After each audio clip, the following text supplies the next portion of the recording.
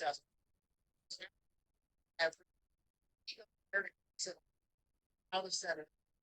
Every they have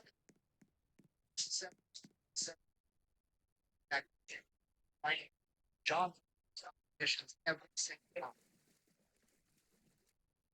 After training, John gets shipped out to 3 years, 93, 7, and it kind of fucking sucks the entire.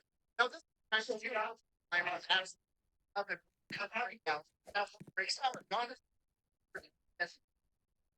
John Bell pushing breaking and have all of this tiny regular and try to hold that. Now this takes extremely disheartening because remember he's here to be a warrior. Now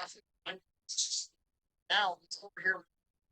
It's hot. It's fucking wet all the time. There's fucking bugs everywhere. He's getting malaria. Everyone else is getting malaria, and he's sick. Just stop from base break out. And doesn't break out. Things are going to treat. That's not what he's saying. It bothers John the entire time.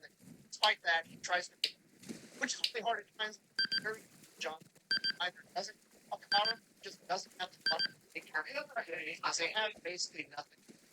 Living in these tiny huts, they have very little supplies. There's having to eat goat after, which John said absolutely disgusting. And on top of that, John absolutely hates the rains.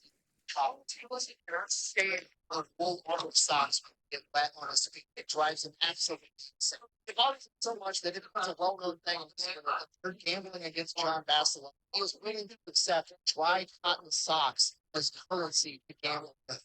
Play against, which is pretty much all he does the entire time that he's there. He's either sleeping, drinking, gambling, or trying to bank the locals like everyone else. He actually ends up falling in love with a local woman by the name of Lolita that he describes as the most beautiful woman. So much so that he actually gets her name tattooed.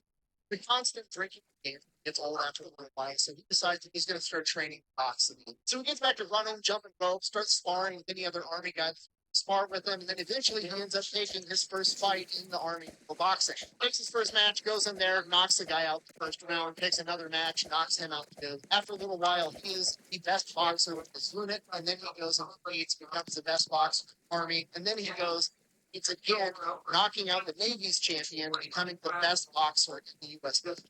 Around this point in time, he ends up getting the nickname Vanilla John, and all the promoters back home hear about this badass over in the Philippines knocking. So he's getting letters from all these boxing promoters wanting him to come over and fight their pro champion over here, this pro guy over there. Basically, he's got a really good professional boxing career lined up, and it goes back hard. Eventually, he ends up beating everybody in the United States military, 19 wins, 19 knockouts, at which point he can either just wait and go back home and run pro, or he can go up in weight class. He doesn't really want to do either. His enlistment is going.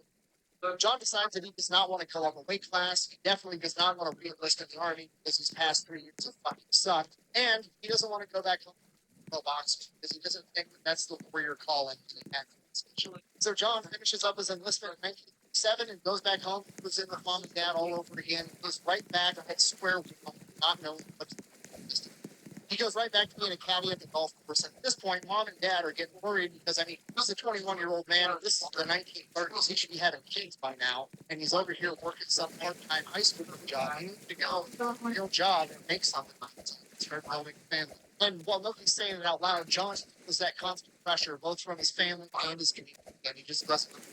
So he basically just goes back to what he's doing in the Philippines, right? He's carrying golf clubs during the day, he's gambling, he's drinking, and he is fucking everything that moves. You gotta realize, he's the 21-year-old Army veteran who just got back from the military. He's 185 pounds, built like a brick shithouse with 19 knockouts. He's seen as a very eligible bachelor by all the young ladies in town. So stuff with them, he's banging the old widow that runs the flower shop down the street. So that went on for a while, then eventually his dad confronts him, like, Johnny, what the fuck? Shit together. So John is like, I know. So he goes, he gets a real job, he ends up being a delivery guy for the laundry. He does that for a couple of months. Fucking hates every single second.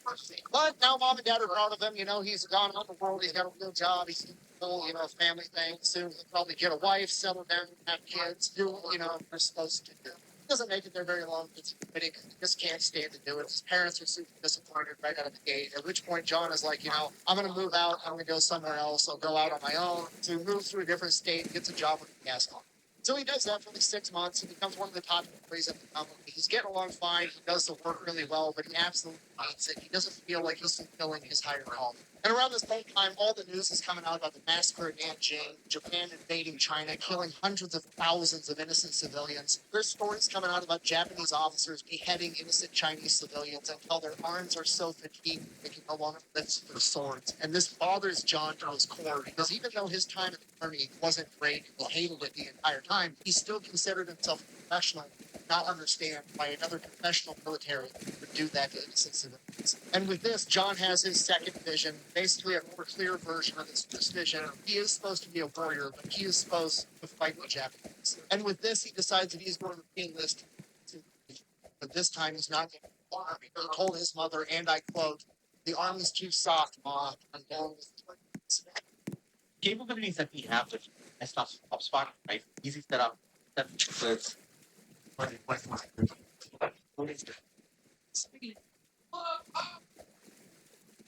Sure, provide John Bassett joined the United States. Well, we got to realize at this point in time, John is 23 years old and he's a draft. So pretty much everybody else that he's training with is some 18-year-old snot kid. And John is just, he's getting, so he crushes basic training, goes off to machine gunner school, Marine Corps, and while he's there, he just starts hustling all of his class pass. He sits there and very loudly and very vocally expresses frustration at his inability to disassemble and reassemble the machine gun, which obviously he knows how to do extremely proficiently, but he plays it off like he can. And then suckers other young cocky Marines in with challenge